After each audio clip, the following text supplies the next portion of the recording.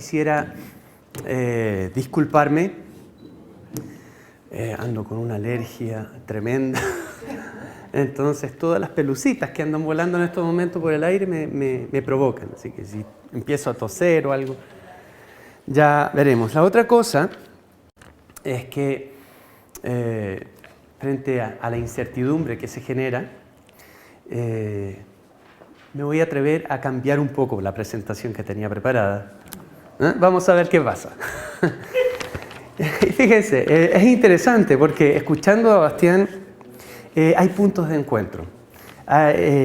Lo que les quiero presentar es una experiencia en torno a un dispositivo de formación profesional y de alguna manera, tomando algunas de las ideas que presentaba Bastián, me atrevería a decir que cuando tú haces este contraste entre educación y escolarización, yo lo haría entre profesionalización y capacitación, por ejemplo.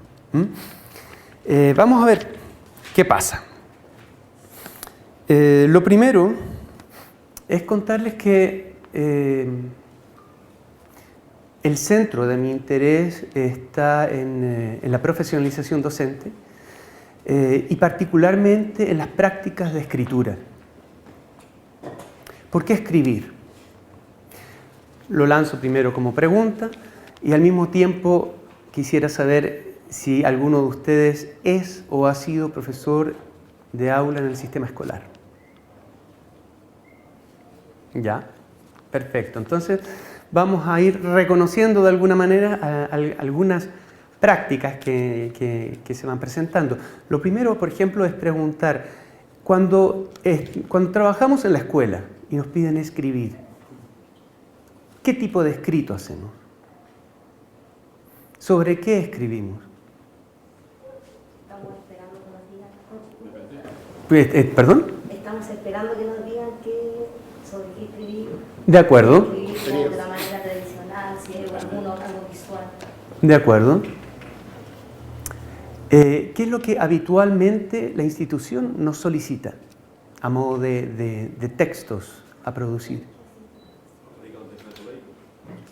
Lo que diga el decreto ley, la norma, el reglamento... Programas. Lo que está en los libros. Ponerlo de otra manera, por lo menos recordarlo. Ya. ¿Qué más?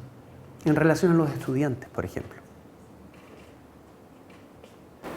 ¿Qué es lo que realizaron el fin de semana anterior? A veces uno les pide que recuerden, que Ya, nos cuenten. pero eso es lo que tú le estás pidiendo a tus estudiantes. ¿Qué es lo que te piden a ti? A mí, como docente, Sí. precisamente desarrollar un trabajo que tiene que ver con planificaciones, con evaluaciones, crear materiales, y a la larga uno se vuelve un poco inconexo en esto. No sé, o sea, todos los docentes sabemos que educar lo más adecuado es de la manera estableciendo relaciones, pero en realidad uno siempre termina cumpliendo un rol que es totalmente distinto, no es investigador en la práctica, no puedes diagnosticar a tus alumnos porque a la larga no tienes tiempo, tienes que cumplir con los deberes, aunque tú sabes que la manera más adecuada y más idónea está precisamente en lo no formal, en aquello que es una relación del uno al otro. ¿Podríamos coincidir, perdón, sí? Una duda que me surge. Bueno, yo todavía no soy profesor de arte, recién entré en pedagogía en este año, pero ¿cuéntame lo que escribir el profesor en la pizarra como práctica escritural o no? Perdón, no. ¿Escribir en las pizarras? Sí, Que si cuenta. ¿Podemos considerar como una práctica escritural o no? Podría ser, pero yo estoy pensando más concretamente en productos que tienen que ver con una actividad más burocrática de la institución. O sea, íbamos por el lado de las planificaciones, de las evaluaciones, de los informes. Hay muchos informes que escribir. ¿Dónde queda nuestra vida ahí? ¿Dónde queda la subjetividad? En ningún sitio. En ningún sitio. En ningún sitio. Bien, lo que yo les quiero contar es lo que hemos podido desarrollar con grupos de profesores, escribiendo en comunidades, Pero ¿escribiendo qué?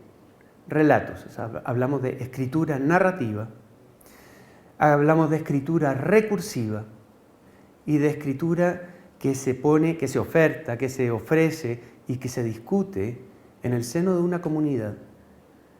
Escrituras que recogen las vivencias de los profesores para transformarlas en experiencia. Y digo que la transforman en experiencia porque estamos entendiendo que la experiencia per se no existe, que la experiencia se construye cuando nos hacemos conscientes de lo que hemos vivido. Entonces, para partir simplemente, el foco del trabajo, la escritura. Luego, en el contexto chileno, hemos tenido dos últimas leyes de educación. La anterior a la que actualmente rige el sistema, en un momento tiene una adaptación que hace que las escuelas formadoras de profesores tengan que comenzar a pensar en formar en investigación, porque hay una exigencia. Todo profesor tiene que tener una licenciatura al egresar. Y por lo tanto, como licenciado, tiene que saber investigar. ¿Cómo vamos a formar en la investigación? Era lo que muchos comenzaron a preguntarse. Y algunas escuelas comenzaron a generar cursos de investigación educativa, pero tomados un poco prestados de los modelos de las ciencias sociales, la investigación cuantitativa, investigación cualitativa, pero un poco vamos armando un modelaje en los profesores. ¿Para qué escribir? Básicamente, la escritura en esta experiencia tiene el sentido de generar conciencia. Tal vez a alguno de ustedes les suena el nombre de Anthony Giddens. En los años 80, Giddens comienza a hablar para el caso de los profesores de dos niveles de conciencia: conciencia práctica y conciencia discursiva. Y decía Giddens, la conciencia práctica es todo lo que los profesores son capaces de hacer, sin necesariamente ser capaces de decir por qué lo hacen, porque nunca nadie les ha preguntado, nunca nadie les ha pedido razones de sus actos. Luego la conciencia discursiva la colocaba, la caracterizaba como la capacidad de dar cuenta de los actos y que de alguna manera se va trabajando hoy día en muchos lugares a través de prácticas de entrevistas de explicitación. Por ejemplo, se graba la clase, se sienta después al lado de un colega o de alguien que pueda ayudarlo a mirar, miran juntos lo que ha sido grabado y el profesor va deteniendo la grabación o su acompañante va deteniéndola para preguntar en algún momento ¿qué pasó aquí? Bueno, ahí hablamos de un nivel de conciencia discursiva, porque estamos hablando de lo que estamos haciendo.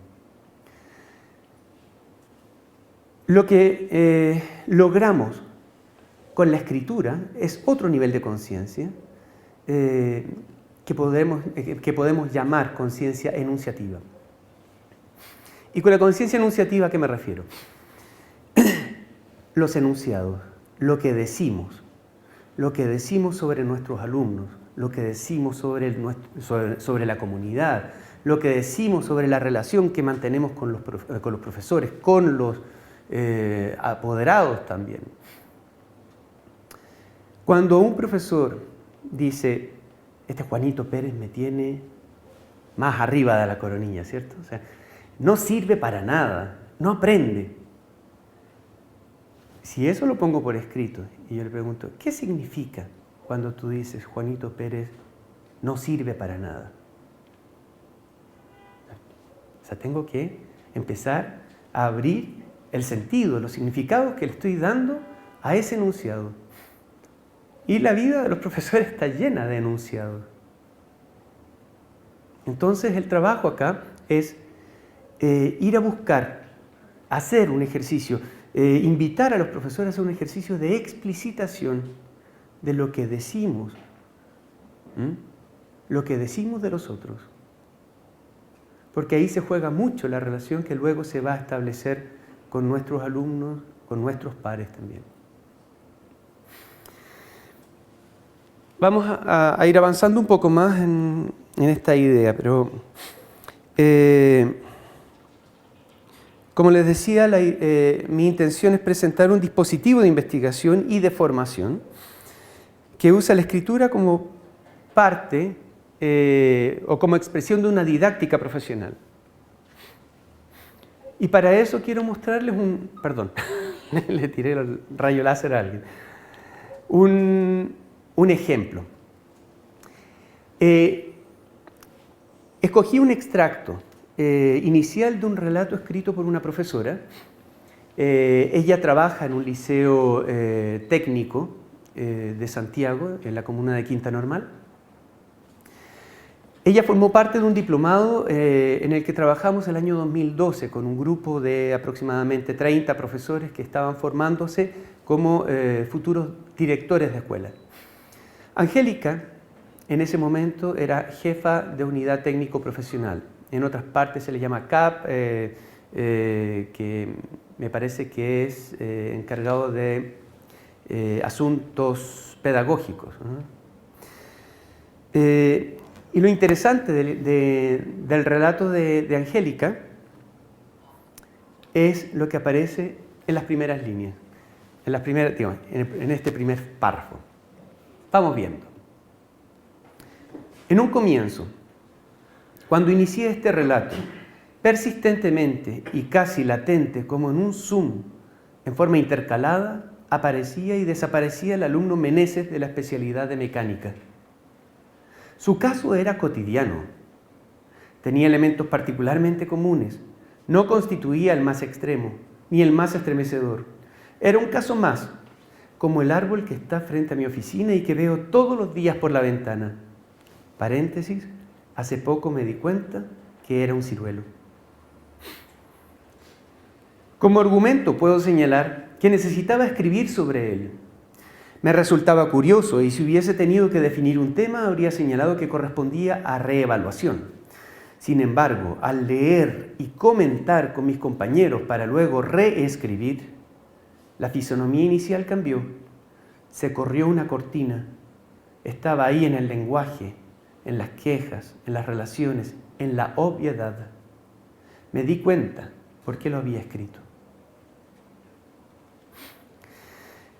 Quiero volver al paréntesis. Esta profesora, en el momento que estábamos trabajando la escritura, cuando yo hablo de escritura recursiva, me estoy refiriendo a un trabajo que toma fácilmente un mes, 2 meses. En algunas ocasiones hemos trabajado con profesores durante un año completo, escribiendo muchas versiones del mismo relato. Pero en el proceso, ella se me acerca y me dice, ¿sabes lo que me pasó hoy día? Yo tengo mi oficina hace muchos años en el mismo lugar. Y desde mi oficina yo veo un corredor y al fondo hay una ventana por la cual veo un árbol hace muchos años.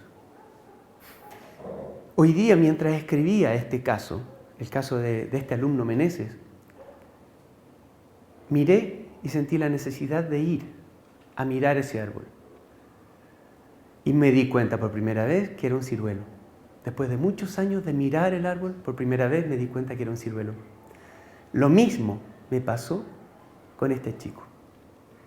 Al escribir, me di cuenta de cosas que parecían obvias, de cosas que estaban en lo cotidiano, que tenía elementos particularmente comunes, que no era el más extremo. Muchas veces cuando los profesores trabajan en escritura de casos, por ejemplo, resuelven escribir sobre casos particularmente complejos. Pero este no era un caso complejo. Y sin embargo, como no era complejo, muchas veces pasa desapercibido. Y cuando empiezo a escribir, me empiezo a dar cuenta de las complejidades que hay ahí, o de la verdad que hay ahí, o de la belleza que hay ahí, en ese sujeto que estoy aprendiendo a conocer. Entonces, la escritura entendida como a la base de la profesionalización.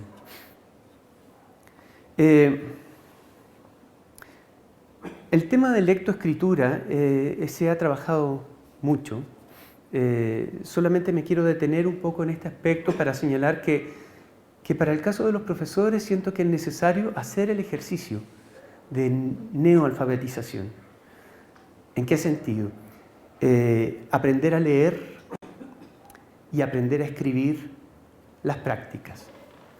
Y en la lectura de las prácticas, lo importante que ha resultado tener acceso a escritos, a relatos de otros profesores que me dan cuenta de experiencias que yo no he vivido y que me permiten ampliar un rango de la perspectiva que tengo sobre el mundo escolar.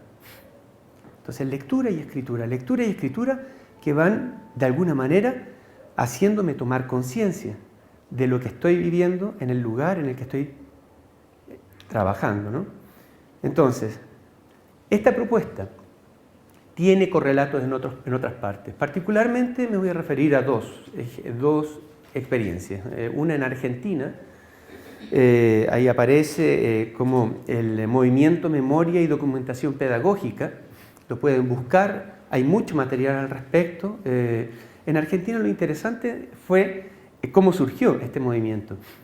Porque aparece como una propuesta del Laboratorio de Políticas Públicas de la Universidad de Buenos Aires, a comienzos del 2000, y se empiezan a formar en Argentina lo que se llaman los Ateneos. Acá muchos años atrás también existieron y se les conocía como tal. Los Ateneos son comunidades de profesores. Y estos profesores estaban escribiendo relatos de experiencia. Bueno, pasó que al poco andar, estos Ateneos se fueron multiplicando y hoy día en Argentina hay grupos de profesores que escriben a lo largo del país, porque se apropiaron de este dispositivo en el fondo, porque se dieron cuenta que pasaban cosas importantes, potentes. El darse cuenta, el tomar conciencia, me permite hacer una serie de cambios y fundamentalmente me permite cambiar una disposición hacia el otro, que es fundamental en la relación. Y el cambio en la disposición hacia el otro, lo interesante que tiene, es que tiene un efecto en la relación misma. Un ejemplo al respecto. Una profesora de lenguaje, que recibe en su curso a un estudiante con hipoacusia aguda. Esta chica llega al colegio a primero medio y estuvo toda su escolaridad básica en una escuela especial para sordos. Bueno, ella tenía un aparato que le ayudaba a discernir en grueso los ruidos, así como para saber que iba pasando un auto o algo por el estilo, pero no le servía para escuchar, para comprender lo que alguien le decía. Entonces se manejaba al mismo tiempo con lectura de labios y algo de lenguaje de señas. Ella sí lo sabía, pero con el resto era más difícil. Y esta profesora que la recibe en su curso comienza a escribir un relato. Empieza a escribir sobre esta niña. Esta chica le dice a la mamá al comienzo del año: me quiero ir.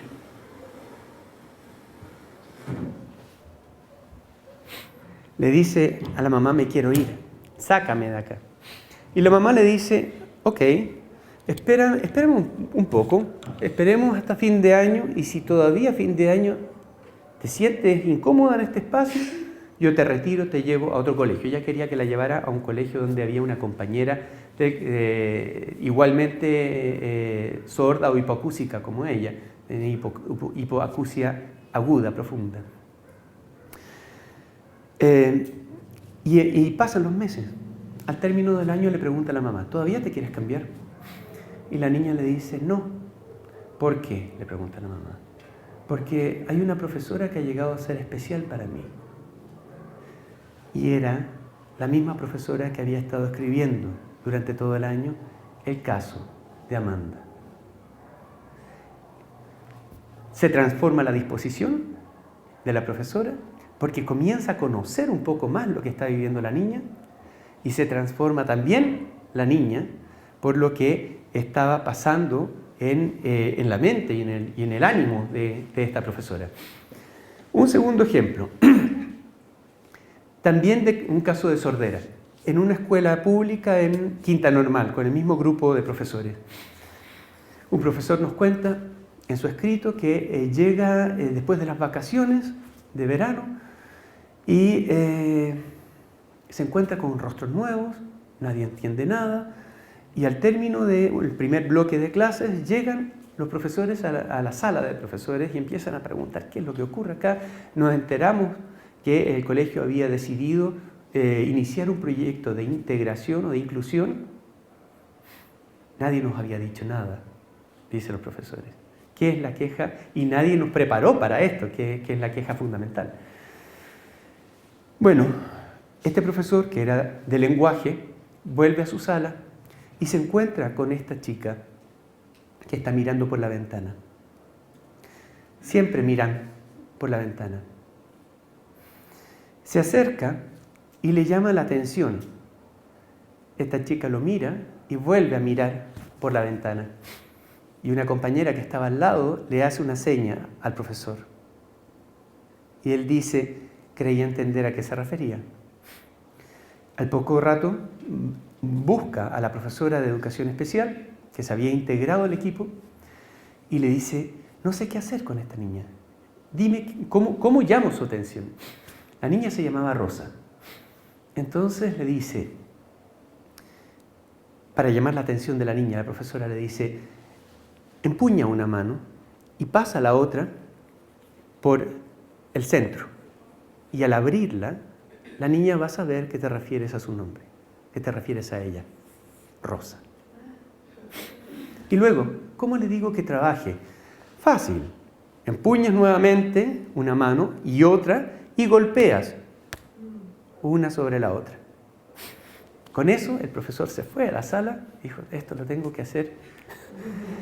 Y llega un momento en el que decide tomar la iniciativa, va y toma el rostro de la niña para que lo mire y le dice, Rosa, trabaja. Y lo más lindo del relato es que él dice, nadie se dio cuenta, solo yo me di cuenta que sus ojos se iluminaron y su rostro cambió.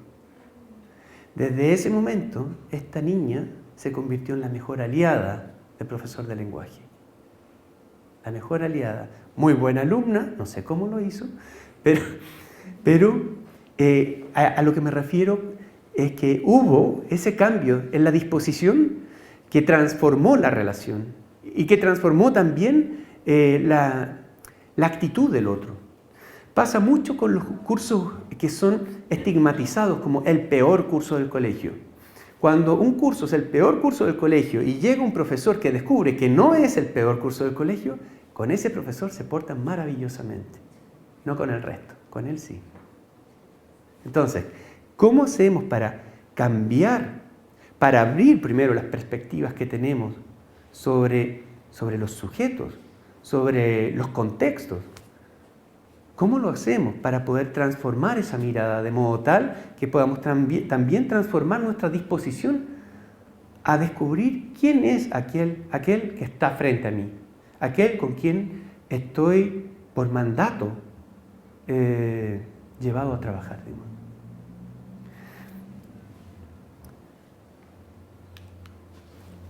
Un elemento importante aquí es considerar dentro de la noción de identidad estos 4 puntos. La identidad entendida como un devenir, algo que se construye a lo largo de la vida, que es una adaptación también a los shocks biográficos. De Gagné, que está citado ahí, por ejemplo, dice que los profesores se ven enfrentados en algún momento de su vida a shocks biográficos que transforman su identidad. A veces hay profesores que llevan 20 años haciendo clases maravillosamente, o tal vez planamente, pero tienen cosas claras, digamos. Así el trabajo funciona. Y de repente se encuentran con una situación que los descoloca absolutamente y que los transforma. Luego, de Connelly Clandinin, la metáfora de la reconstrucción. Cornelius y Clandini hablan de la formación de los profesores bajo dos metáforas. La metáfora de la inyección, que es la que habitualmente funciona en las escuelas formadoras de profesores, o sea, inyectamos los saberes, el saber del currículum, de la didáctica, de las teorías, pero proponen esta otra metáfora, que es la metáfora de la reconstrucción, que de alguna manera se tiene como un guiño también con las ideas de Bakhtin, esto de que lo que hoy día somos es el resultado de toda nuestra historia y de todas las voces que están ahí, de nuestras lecturas, de nuestros encuentros con otros, de las conversaciones, de nuestras experiencias. Entonces la metáfora de la reconstrucción pasa por la necesidad de ver también mi propia historia, la historia personal y la historia profesional. Y por último, esta idea de Elbas, que también que había aparecido en Goodson, ¿no? Escuchar, ponerse a la escucha de la voz de los profesores. Y las narraciones tienen una cualidad particular, es un formato ideal para poder ponerse a la escucha de la voz de los profesores. Voy a saltarme esto, que era una cita muy linda de Italo Calvino, pero que era para hacer un quiebre. Y solamente para mostrar cómo en el trabajo escolar, por ejemplo, frente a las dificultades escolares, normalmente los profesores identifican el origen de las dificultades fuera de la escuela, fuera de mi responsabilidad o de mi acción profesional. En el coeficiente intelectual, en la familia, en los contextos socioculturales, en otros. Un poco, yo diría, de forma medio talibanesca, yo había adoptado un poco esta imagen, pensando que efectivamente los profesores buscábamos las respuestas fuera, pero que teníamos que buscarlas dentro. Hoy día, después de trabajar mucho con relatos de profesores, puedo reconocer que hay muchos elementos realmente del contexto que no podemos desconocer. Sin embargo, quiero mantener esta idea por lo que voy a presentar a continuación. Ahí hay 4 estudios internacionales que coinciden en esta idea de que para los profesores las causas del fracaso escolar están siempre fuera. Y desde Ausubel en adelante, la idea de que el profesor puede solamente reconocer dificultades, pero no tratarlas, más bien derivarlas a otros especialistas, el orientador, el psicólogo escolar, a veces el psiquiatra. Frente a esa situación, yo pongo esta pregunta: ¿y si la mayoría de esas dificultades fueran de orden pedagógico? Aquí un ejemplo. En el año 80, en un estudio que se hizo en París, se hizo un estudio con 1000 estudiantes que fueron enviados desde sus escuelas para ser evaluados en el coeficiente intelectual. Los profesores, las escuelas los mandaron a ser evaluados porque consideraban que no tenían condiciones para aprender, que tenían dificultades para aprender. Y de este estudio, el resultado fue que más del 90% de esos chicos estaba en excelentes condiciones para tener éxito en sus estudios, que menos del 10% tenía alguna dificultad. Entonces eso tiene que ver un poco con las representaciones, con las perspectivas y también con los prejuicios que vamos construyendo. Esto de Juanito Pérez no sirve para nada. ¿Qué es la perspectiva? Una particularidad de cada sujeto, una mirada sobre el mundo, que es incompleta, que es parcial. La perspectiva se construye, voy a mirar acá porque veo poco se construye en función de estos conocimientos y creencias que ya portamos y que tienen su origen en la propia biografía, como componentes adquiridos. Entonces, cuando nos vemos enfrentados a un problema o a un caso de un alumno, esas creencias y esos conocimientos son el filtro, es la lupa, es la lente con la que estamos mirando. Pero esa mirada nos lleva a una interpretación, y la interpretación a una nueva disposición. Esa interpretación que hacemos sobre el caso de un alumno se convierte en un nuevo componente que retroalimenta a las creencias, a los conocimientos y las creencias que van formando nuestra identidad, ¿no? Y formando la perspectiva. Ahora, la perspectiva, cierto, está constituida por conocimientos, creencias, pero también por interpretaciones, disposiciones, intenciones y acciones. Hay tantas perspectivas como sujetos en una escuela. El desafío es lograr articular esas perspectivas, ponerlas en diálogo, reconciliarlas. Y la perspectiva individual se convierte en perspectiva colectiva, que no es otra cosa que cultura profesional docente. Frente al tema de la cultura, Hargreaves menciona en sus textos 3 tipos de cultura en la escuela: individualista, balcánica y colaborativa. Dice que la cultura colaborativa es a la que tenemos que llegar. No es una realidad en la mayoría de nuestras escuelas. Hay algunas que lo han logrado, pero es el desafío y es el deseo. Hacia allá tenemos que ir. Pero funcionamos un poco en la escuela bajo las formas culturales individuales y balcánicas en el sentido de los pequeños grupos, por ejemplo, del departamento de lenguaje, el departamento de ciencias, o simplemente con el grupo más cercano, el grupo de amigos. El cambio cultural en la escuela exige un cambio de la institución como de la profesionalidad docente, y la tendencia es a construir una profesionalidad colectiva. Estoy siguiendo el discurso de Hargreaves. Una cultura colaborativa y una profesionalidad colectiva se potencian mutuamente y generan nuevas identidades. Las exigencias del cambio cultural en la institución y en la profesionalidad docente serían aprender de los otros, a trabajar con otros, valorar la diversidad de perspectivas y entrar en diálogo con ellas, saber indagar, tomar conciencia, discernir, construir sentidos colectivos, rescatar el saber de la experiencia y transformarlo en conocimiento profesional. Y aquí la cultura profesional docente de carácter colaborativo tiene un nicho, y ese nicho es la comunidad.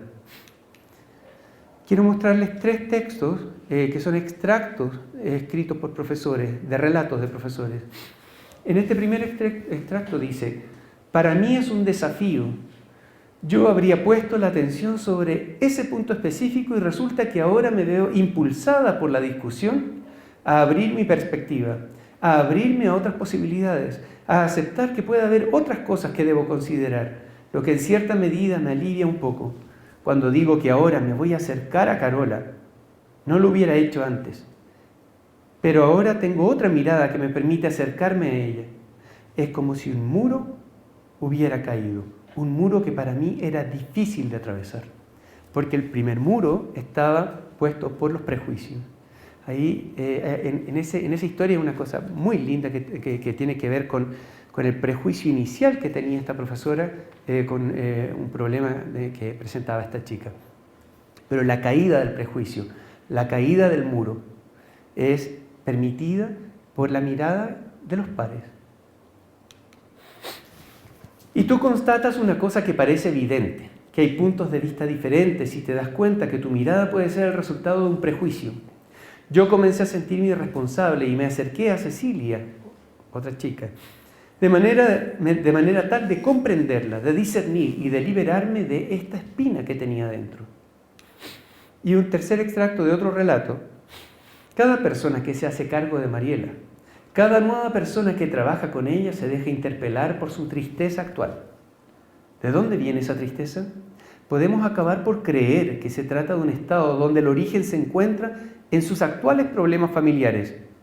Yo pienso que Javiera era la psicóloga del colegio, que Javiera ha seguido en cierto modo ese razonamiento a propósito de los actuales problemas que manifiesta Mariela. Sin embargo, creo absolutamente que hay que volver la mirada a su historia. Para mí eso es fundamental. Esta profesora llevaba 20 años trabajando en esa escuela y conocía a esta niña desde chiquita.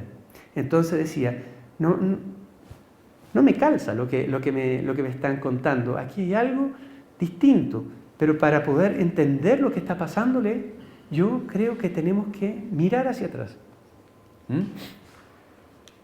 El valor de la historia escolar como un espacio de indagación.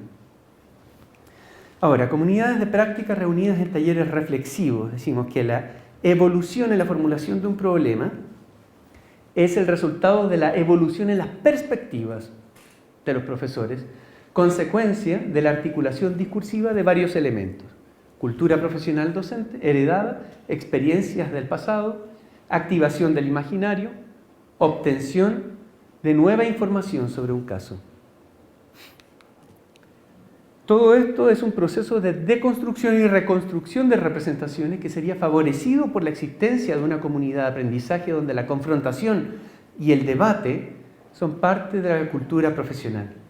Confrontación y debate que propongo llevarlo a cabo en un espacio de taller, entendido como una práctica continua, es decir, un taller no solamente como un tiempo de una sesión, 2 sesiones en el que vamos a hacer un trabajo de este tipo, sino una permanencia en el año escolar, en el año académico. Un taller significaría en este contexto un grupo de profesores trabajando situadamente en su escuela durante todo el año, escribiendo relatos de experiencia. 2 acciones de carácter reflexivo son propuestas en este taller: la escritura y las interacciones verbales. Los sujetos en ambos casos exponen a sus pares y entran juntos en una dinámica de co-construcción de los sentidos que están ocultos en el texto. ¿A qué no les pasa a ustedes cada vez que escriben? ¿Guardan el texto que han escrito? Le pasa a mucha gente con su tesis, por ejemplo.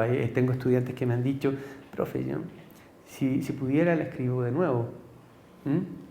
Y a veces con cosas tan simples como una carta que quedó guardada ahí, y cuando la volvemos a leer, Dios mío, bueno, eso es lo que nos permite el tiempo, ¿no? La perspectiva del tiempo. Por eso es que este tipo de trabajo es tan importante hacerlo en un tiempo prolongado.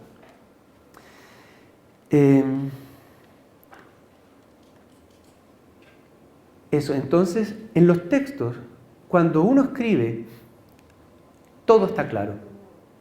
Inicialmente todo está claro.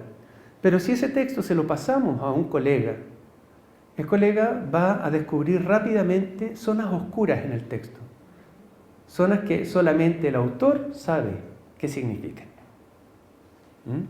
Y la idea de la comunidad que intentamos generar es la de una comunidad de sostén, así como de apoyo, para ayudar al autor de un relato a ir cada vez más lejos en la explicitación de lo que está relatando. Aquí un ejemplo súper gráfico de cómo funciona esto. Profesor de literatura, filosofía, física, arte, historia, profesor general, de religión, no sé qué más había por ahí, pero cada uno escribiendo un texto.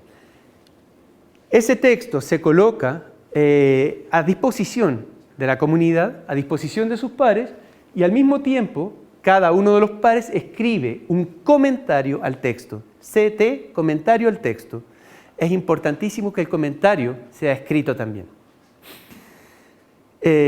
Porque si no, hay muchas cosas que se pierden. Luego, el profesor que ha expuesto su relato toma esos comentarios y se los lleva. La idea no es incorporar los comentarios a su relato. Él es autor de su relato, pero sí se los lleva para seguir dialogando, para seguir escuchando y para seguir abriendo los sentidos de lo que está escribiendo. Y por lo tanto procede a la reescritura. Paso. Hay en este ejercicio un primer nivel entonces de explicitación, que es la producción escrita. Luego de la producción escrita pasamos a un primer nivel de análisis que está dado por la interpretación que se genera en el grupo, por la hermenéutica colectiva. Y esa hermenéutica da paso a un segundo nivel de explicitación que está dado en la interacción, luego de lo cual viene el proceso de reescritura de una nueva versión. Normalmente el trabajo se realiza con 3, 4, 5 versiones. Lo menos que hemos hecho son 3 versiones de cada relato. Y los cambios que hay entre una versión inicial y una versión final, por ejemplo, son impresionantes. Son impresionantes. Un trabajo de una estudiante, por ejemplo, que el año pasado, frente a este ejercicio, me decía: profesor, este es el estudiante. No veo otro, pero no quiero escribir de él, me decía. Y luego, al término, en su relato final, la apertura que tenía al caso de este chico y la empatía que había desarrollado con él, daba cuenta de un cambio radical en su perspectiva. Tenía que ver con un tema de género. Era un caso de transexualidad y ella tenía muchos prejuicios con la transexualidad. Y por último, arriba aparece un segundo nivel de análisis, pero que tiene que ver ya con el análisis de los escritos y de los verbatines que se pueden recoger. ¿Se escucha? Se volvió a perder. Ya, ok. Voy a colocarlo acá por si acaso. Ok.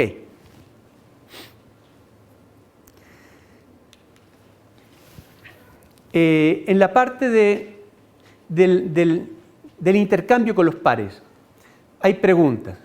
Cuando se está construyendo el relato y ponemos los relatos a disposición, ¿cómo decirlo? Lo que se solicita, lo que se pide a los pares es hacer preguntas. Básicamente preguntas al texto, al contexto y preguntas de carácter reflexivo.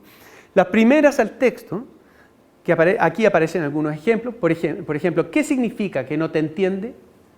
¿No te sigue? ¿No se interesa? ¿O simplemente no te escucha porque está centrada en sí misma? Y eso porque en el texto de la profesora decía: creo que no me entiende. Entonces se le hace la pregunta en relación al texto para abrir el sentido de lo que está ahí. Otro, ¿qué significa que un curso sea acogedor? Porque aparecía en el relato: mi curso es muy acogedor, ¿Qué significa que un curso sea acogedor? ¿Cómo se expresa tal característica?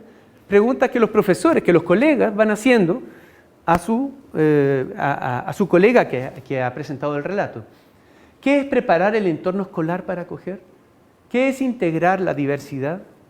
¿Qué quiere decir Miriam cuando habla de timidez? Luego, demandas de información complementaria que nos orientan ya a un trabajo de indagación más de carácter clínico, porque vamos a buscar la información que necesitamos para abrir la comprensión sobre el caso. ¿En qué medida hay una aceptación recíproca entre el grupo, curso y la alumna? ¿Qué disposición ves tú de parte del curso, así como de la niña, por hacer lo que mejor convenga a todos?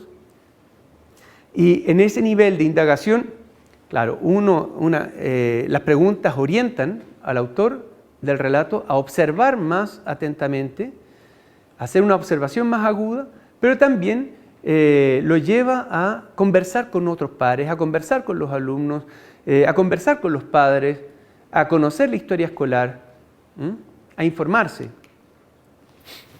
Y en el lado de las preguntas reflexivas, cuando decimos que ella no pide ayuda, ¿qué queremos decir por pedir ayuda? ¿Qué significa eso para nosotros? ¿Significa pedir ser tratada de forma diferente a causa de una dificultad física o bien pedir ayuda solo para aprender a vivir esa diferencia? Eso era frente al caso de hipoacusia. Esta otra pregunta es de otro relato.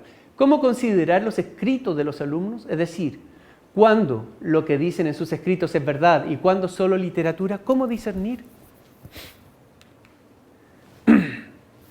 Me voy a quedar en esta última diapositiva, porque aquí aparecen elementos que son claves para poder entender el ejercicio que hemos propuesto. La base es la de tipos de razonamiento básicamente inductivos. Los profesores pensamos inductivamente. Si comparamos lo que tradicionalmente se piensa cuando hablamos de racionalidad o de razonamiento inductivo, razonamiento deductivo. Del deductivo hay pocas trazas, hay poca evidencia en la práctica cotidiana de los profesores. Pero del pensamiento inductivo hay mucho. Y el razonamiento analógico es el primero que aparece. Entra un profesor a una sala de clase y dice: Juanito Pérez es flojo, como dije al comienzo, no sirve para nada.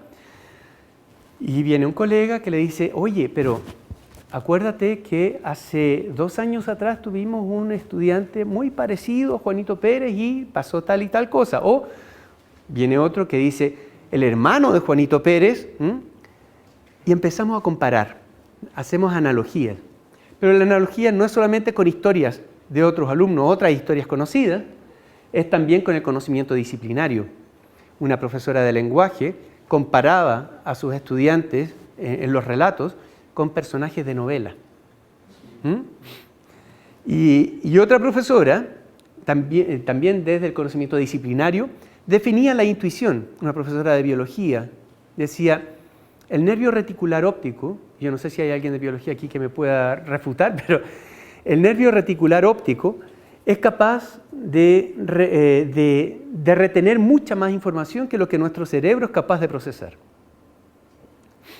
Y por lo tanto hay muchas cosas que mientras estamos pensando o hablando, pasan a nuestro alrededor y que las captamos, pero no las procesamos. Cuando decimos frente al caso de un alumno: aquí huelo algo, que me intuyo algo, la intuición aparece como una forma de la analogía. Y por lo tanto el pensamiento intuitivo podríamos rescatarlo y habría que ver cómo darle forma, cómo darle formato a la intuición para rescatarlo como una forma de conocimiento de esa realidad escolar. Entonces, el razonamiento analógico da paso al razonamiento clínico en el trabajo de escritura. Y en el razonamiento clínico trabajamos observación minuciosa, consideración de la historia escolar, búsqueda de datos complementarios, confrontación a la mirada de los colegas. Para pasar a un razonamiento más crítico que levanta reflexión y cuestionamiento. Todo esto tiene inicialmente la forma, el nombre de un razonamiento pedagógico de naturaleza diagnóstica, pero que rápidamente se fue transformando en discernimiento. Entonces, lo interesante de esta práctica es que partimos con un ejercicio de diagnóstico, y esto para la profesión docente es fundamental. Partimos con el ejercicio de diagnóstico de un curso, de los alumnos, saber quiénes son, cómo son, qué les pasa, para acabar transformando la mirada por un ejercicio de discernimiento. Y en el escrito, el diagnóstico inicial se nos convierte en discernimiento profesional. ¿Qué hago yo frente a todo esto? Voy a dejarlo ahí nomás porque...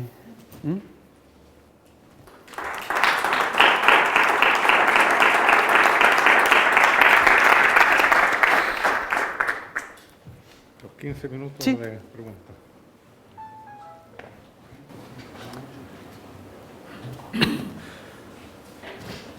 Bueno, yo quisiera felicitarte porque realmente la experiencia que has presentado en el ámbito de la psicopedagogía y de la formación de profesores es realmente innovadora porque está realmente, vamos, lo entiendo porque tengo experiencias parecidas al respecto, de que contribuye a desarrollar una cultura profesional colaborativa y contribuye también a extender el diálogo y la comunicación educativa no solamente entre los profesores, sino en las comunidades, porque precisamente de lo que carecemos en todos los sistemas educativos que conocemos, que son los dominantes, que son los de Occidente, de lo que carecemos precisamente son de espacios sociales y profesionales de comunicación y de intercambio. Me parece que la experiencia es muy positiva, es extraordinariamente positiva. Vamos, yo ojalá pudiéramos generalizar este tipo de experiencia y pudieran formar formar parte del hábito cotidiano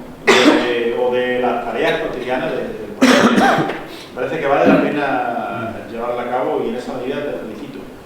Lo que sucede, pero la reflexión que te quería aportar va por la siguiente línea. La primera es si tú conoces, te hablo con familiaridad porque yo te considero un colega, porque yo también soy psicopedagogo, si tú conoces alguna experiencia de promoción de la cultura profesional colaborativa, conoces alguna experiencia, no en relación a los docentes, sino en relación a los directores, las directoras, los gestores y los administradores. Es decir, si hay alguna experiencia por ahí en la que también los directores y las directoras escolares escriban su relato y su historia de vida para descubrir y reconstruyendo su experiencia, redescubrir.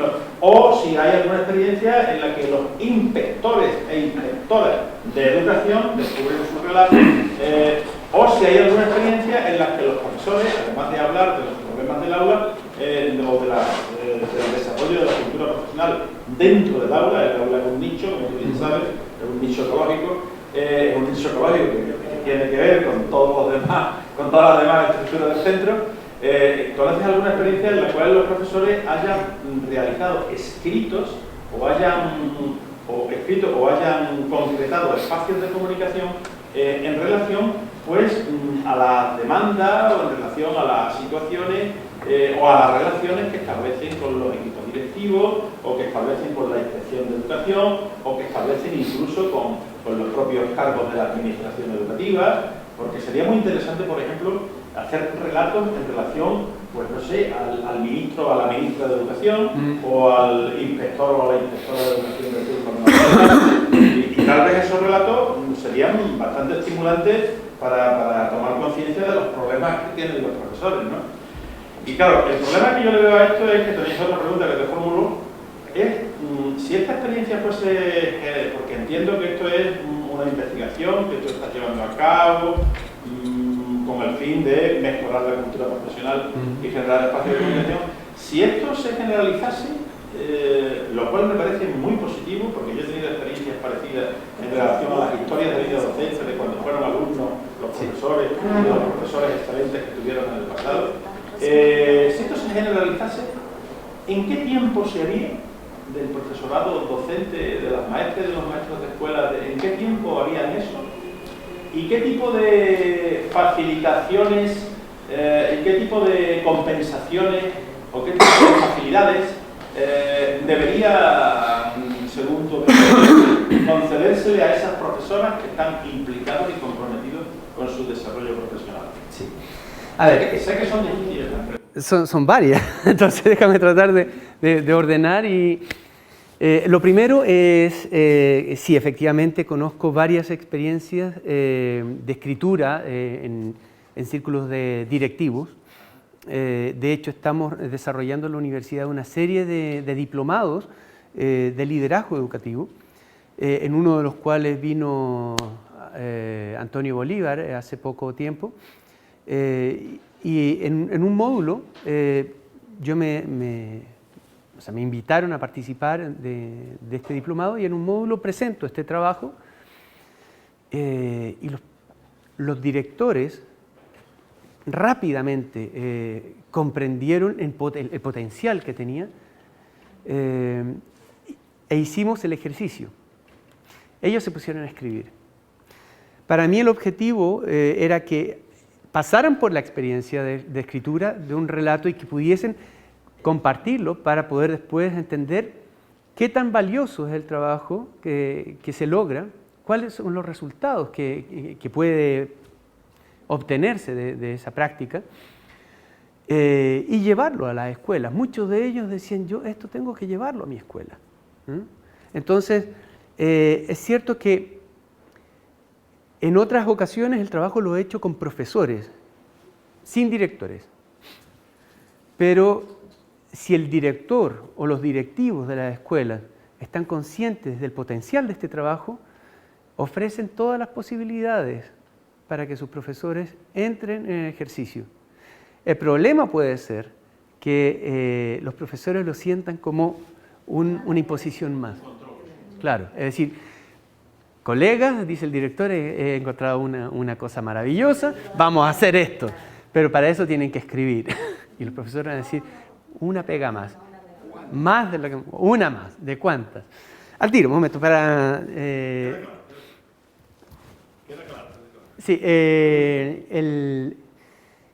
yo había dicho que había otra experiencia que no la mencioné en Estados Unidos, el National Writing Project, del cual da cuenta Ann Lieberman.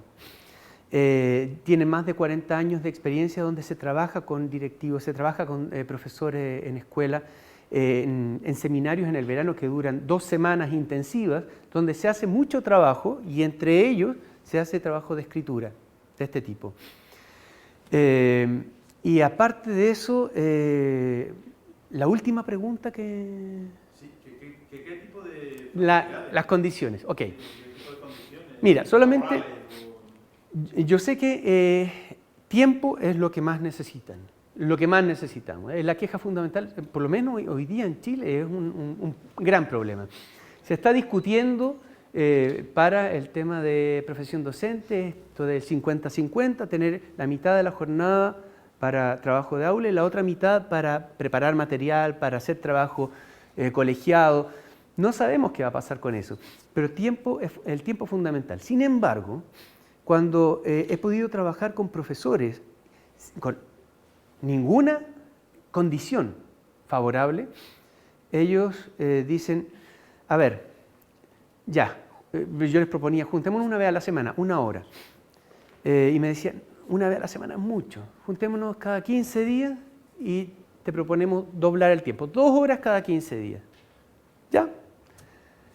Al poco andar, 1 mes y medio de 1 año, esas 2 horas se fueron transformando en 3 y hasta 4 horas. Los profesores se juntaban conmigo al término de la jornada laboral un día jueves, saliendo a las 4 de la tarde y estábamos hasta las 8 de la noche y no querían irse.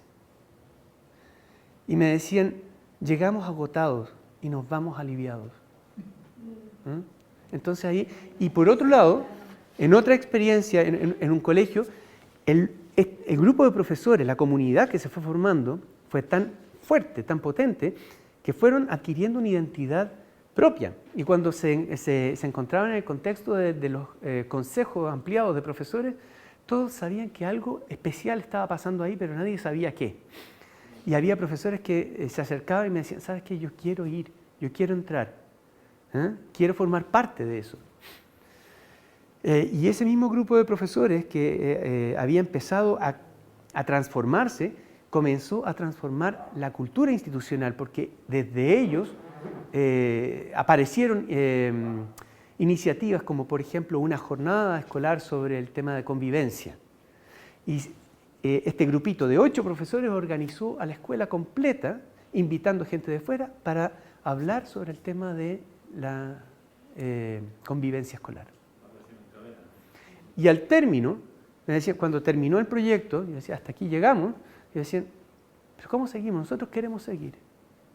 Vamos a ver si podemos ser monitores de nuestros colegas y poder ir ampliando el ejercicio. Yo no los seguí más, no los vi más, pero a comienzos de este año tuve la noticia que en esa misma escuela estaban empezando a pasar cosas y que una de las cosas importantes era que se había creado una especie de núcleo de investigación de la práctica y que había surgido de esa iniciativa. Perfecto. Muy bien. Para felicitarme también por esta conferencia, pero principalmente por el trabajo que estás haciendo. Bueno. Y yo te preguntaría también, los alumnos caso, ¿ellos saben que están siendo objeto de esa observación? Normalmente no, pero esto funciona perfectamente con profesores en ejercicio. Sin embargo, lo he llevado a la formación inicial. Y en la formación inicial, mis estudiantes de pedagogía a veces se han enfrentado al dilema. Y yo les he dicho, bueno, es su historia, diles de qué se trata. si aceptan o no aceptan. Y muchos de ellos han aceptado encantados de saber que alguien se interesa por sus vidas. Depende, ¿no? Claro.